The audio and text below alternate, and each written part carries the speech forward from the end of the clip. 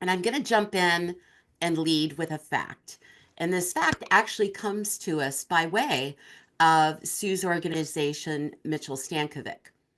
And in fact, this fact is last September, NCUA board chairman Todd Harper said, and I quote, the latest quarterly performance data for the industry showed declining growth and weakening performance across auto lending, mortgage loans, and commercial loan categories. These trends are contributing to the large percentage of credit unions with CAMEL's composite ratings of 3, 4, or 5. In fact, approximately 1 in 5 federally insured credit union have CAMEL's code rating of 3, 4, or 5. And you can find this in the CUS white paper that we'll make sure you have a link to download after this webinar. But keeping that stat in mind, Sue, I want to begin with you. Can, first of all, for our non-credit union audience, can you explain what the CAMEL's code rating is?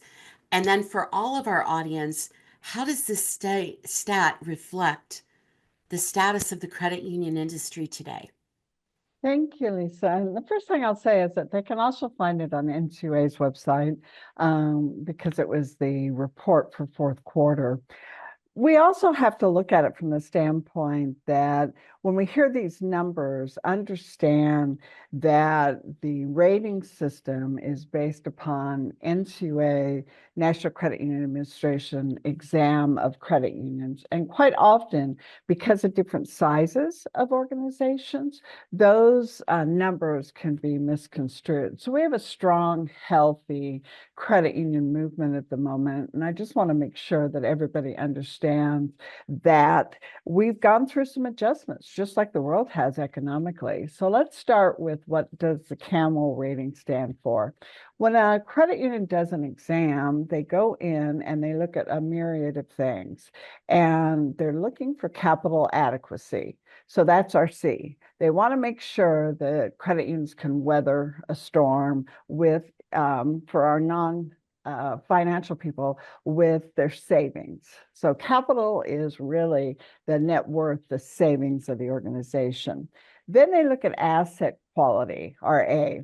Asset quality means, do we have a loan portfolio or do we have investments that potentially aren't to the level that they need to be? So we want to make sure that we're constantly looking at not only our net worth and our capital, but we also want to say, hey, what's the chance of it shifting because of asset quality? Then management is key. That's our M.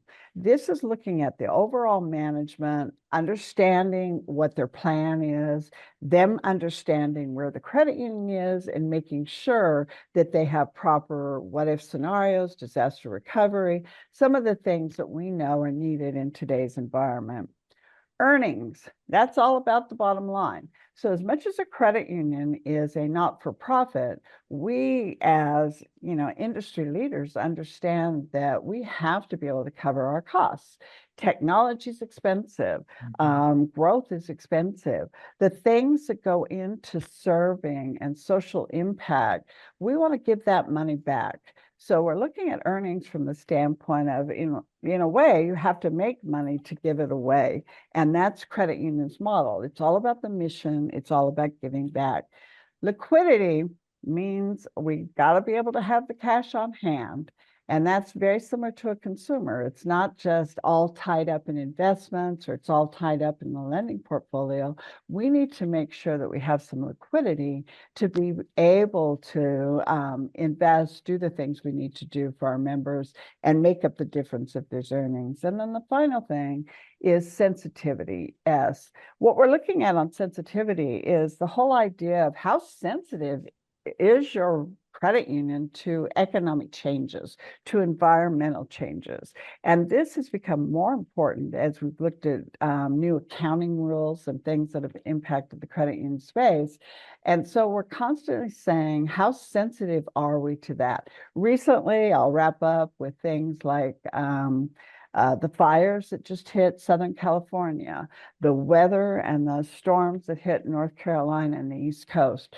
All of those things require our members to have to adjust. And so, as a credit union and the leadership and the management, and then NCUA is protecting the National Credit Union Share Insurance Fund and ensuring that all of these factors are in place.